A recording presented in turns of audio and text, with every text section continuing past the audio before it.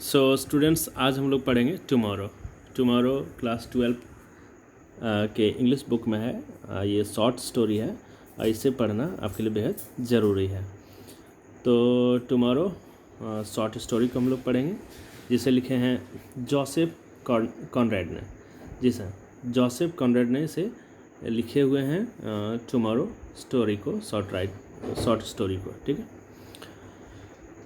तो चलिए हम लोग स्टार्ट करते हैं। इसके पहले बता दो, चैनल पे आप नए हैं तो चैनल को सब्सक्राइब कर लेना, बेल आइकन दबा देना। चैनल पे बहुत सारे वीडियोस हैं इंग्लिश के इम्प्रूव करने के, तो आप ज़रूर से ज़रूर देखें। तो चलिए हम लोग आज के स्टोरी को स्टार्ट करते हैं, जो है टुमारो, जोसेफ कॉनरेड के द्वारा लिखी गई है। सबसे पहले हम लोग जान लेते हैं राइटर के बारे में, जोसेफ कॉनरेड के बारे में। ठीक है, तो चलिए अबाउट राइटर हम लोग देख लेते हैं।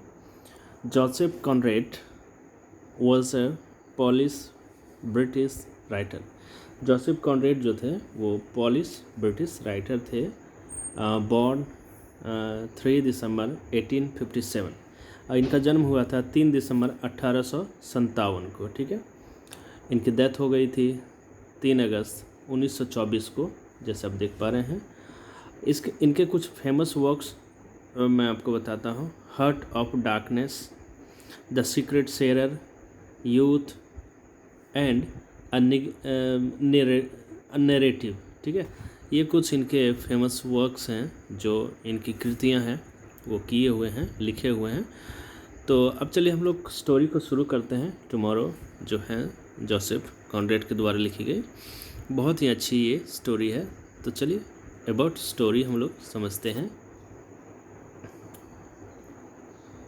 टुमारो रिटन इन 1902, यानी कि ये जो स्टोरी है टुमारो कॉनरेड के द्वारा लिखी गई 1902 में। ठीक है, 1902 में लिखी गई है। And serialised in Paul mall magazine. और इस शॉर्ट स्टोरी टुमारो को जो है सीरियलाइज किया गया, यानी पॉल मॉल मैगजीन जो था उसमें इस स्टोरी को जगह दिया गया। It was later collected in typhoon and other stories. और फिर ये कलेक्शन भी रहा है टाइफून एंड अदर स्टोरीज़ का। तो एक ऑनर रहा इस शॉर्ट स्टोरी का कि पॉल मॉल जो मैगजीन है उसमें ये छपा। चलिए आगे हम लोग देखते हैं। The central character of the story is captain Hagbert.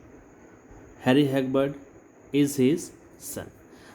जो सबसे सेंट्रल कैरेक्टर है इस शॉर्ट स्टोरी टुमारो का, वो है कैप्टन हैगबर्ट। कैप्टन हैगबर्ट एक नाविक हैं और हैरी हैगबर्ट जो हैं वो इनके बेटे हैं, यानी कैप्टन हैगबर्ट के बेटे हैं हैरी हैगबर्ट। ठीक है, तो चलिए एक कहानी शुरू हो जाती है इन दोनों बाप बेटों की।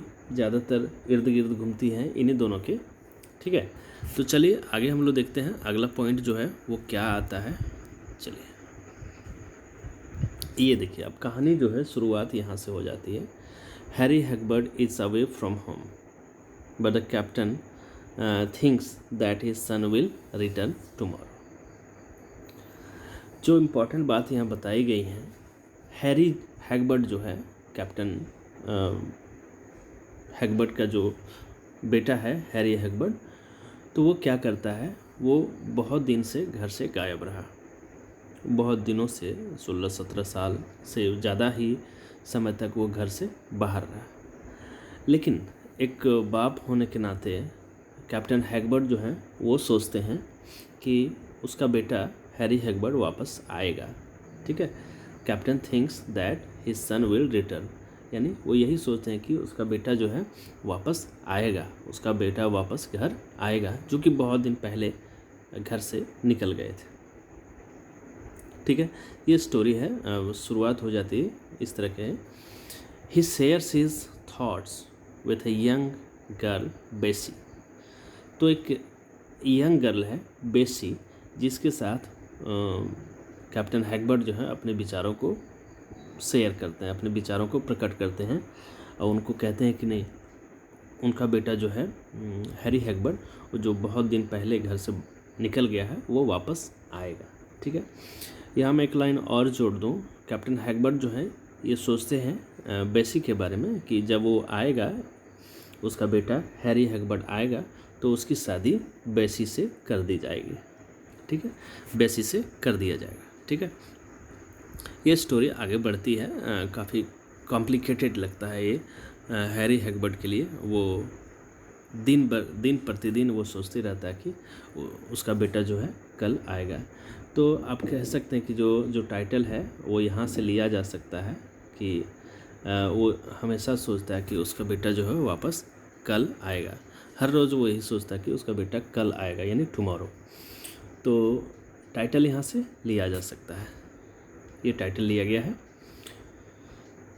फिर क्या होता है, अब देखिए कैप्टन हैगबर्ट जो है, captain Hagbert makes cottages for his son Harry Hagbert.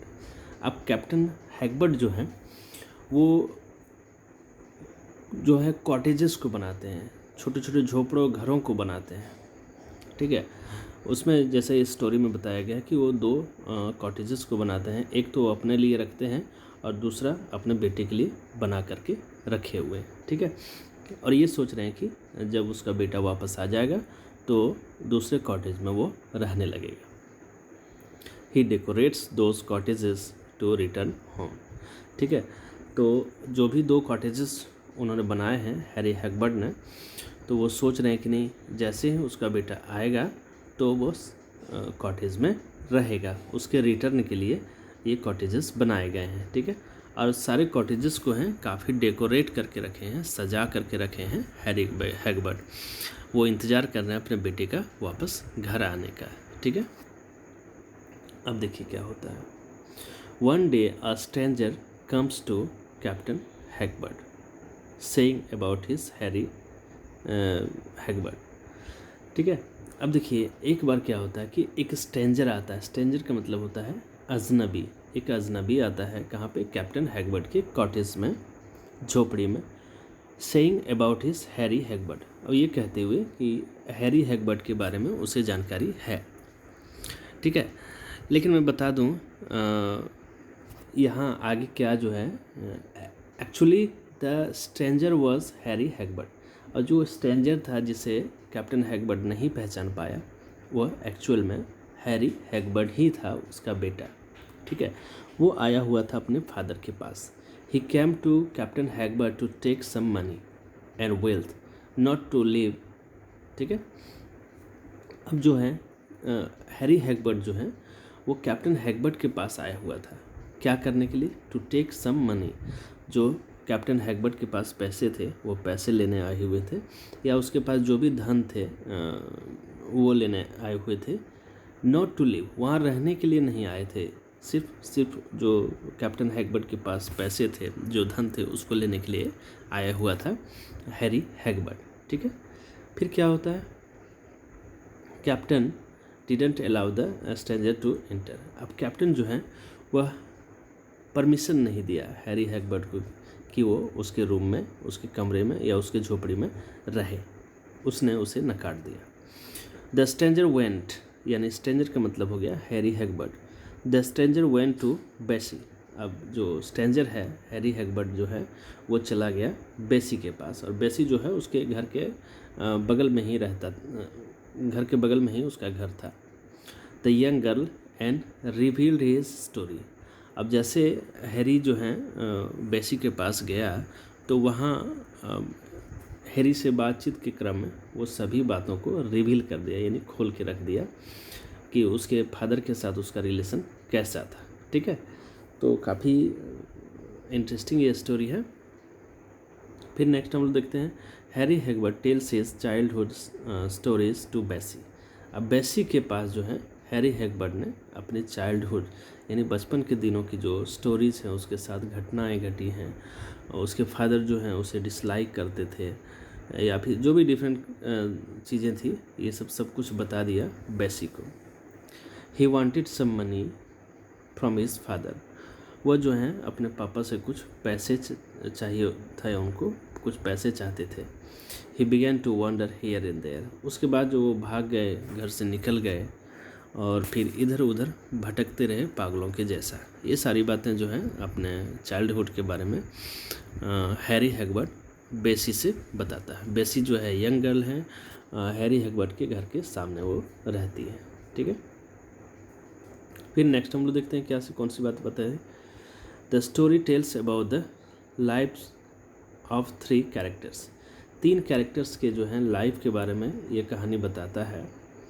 The father captain Hagbert, जो फादर है कैप्टन हैगबर्ट, हैरी हैगबर्ट के फादर, उसके बारे में। हैरी हैगबर्ट जो कैप्टन का बेटा है, और बेसी द यंग गर्ल, और बेसी जो है जो यंग गर्ल है हैरी हैगबर्ट के घर के आसपास रहती है, घर के सामने रहती है बल्कि वो। तो इस स्टोरी में हम लोग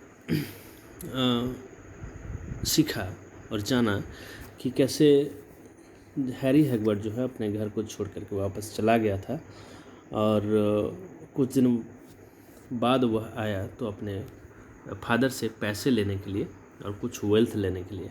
ठीक है, और उसके इंतज़ार में कैप्टन हैगबर्ट जो है वो कॉटेजेस को बनाते हैं, उसे डेकोरेट करते हैं कि उसका बेटा वापस आएगा और इसमें रहेगा। ठीक है, चलिए फिर हम लोग थोड़ा फोकस करते हैं जोसेफ कॉनरेड के बारे में। The main theme of novels written by Joseph Conrad was the sea. जो भी नॉवेल्स इन्होंने लिखे हैं जोसेफ कॉनरेड ने, वो रिलेटेड रहा है सी से, समंदर से। Most of his novels and tales had a nautical setting depicting the courage and spirit of humans in the midst of nature's fairy। तो ज़्यादातर कहानियाँ या नॉवेल्स जो हैं कॉनरेड के, उसमें उन्होंने समंदर का जिक्र किया है, और इसमें भी टुमारो में भी समंदर का जिक्र किया गया है। जो कैप्टन हैगबर्ट हैं वो नाविक हैं, नाव चलाते हैं, और हैरी हैगबर्ट जो है घर से भागा हुआ है और दूसरे देश चले जाते हैं समंदर के माध्यम से रास्ते। तो समंदर का भी जिक्र इसमें किया गया है, और सेटिंग जो है ऐसे रहते हैं। यहाँ इनके जो नॉवेल्स में कॉरेज की बात होती है और स्पिरिट ऑफ ह्यूमंस की बात होती है। ठीक है, तो ये हमारे शॉर्ट स्टोरी राइटर या नॉवेलिस्ट जोसेफ कॉनरेड के जो क्वालिटी है वो भी यहाँ बताया गया है। तो मुख्यतः कहानी का पात्र जो हैं वो कैप्टन हैगबर्ट हैं, हैरी हैगबर्ट हैं और बेसी हैं। तो मैंने आपको राइटर के बारे में जानकारी दी और इस स्टोरी को बिल्कुल सिंपल तरीके से आपको बताया, समझाया।